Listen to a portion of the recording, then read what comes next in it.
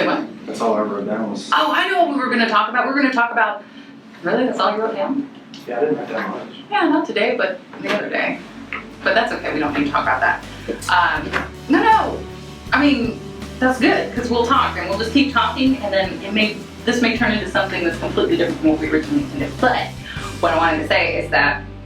Hi, my name is Sergeant First Class DaCosta, Army Reserve Career Counselor out of Fort Sill, Oklahoma, and I have a guest here with me today. My name is Sergeant First Class Bradley. I'm also an Army Reserve Career Counselor, and I work out of the Norman Complex. All right. How has the AGR program treated you thus far? It's been good. For me, it happened really quickly. Everything moved and processed along. I was able to get the position I wanted locally to ease the burden. It's ridiculous. To ease the burden of starting a new job, right?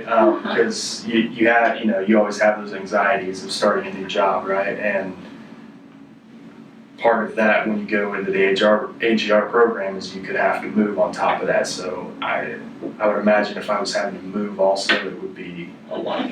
On the civilian side, I was a structural CAD technician. I worked with a civil engineering firm out of Edmond, and we worked in conjunction with ODOT and helped them design roadways and different things like that throughout the state.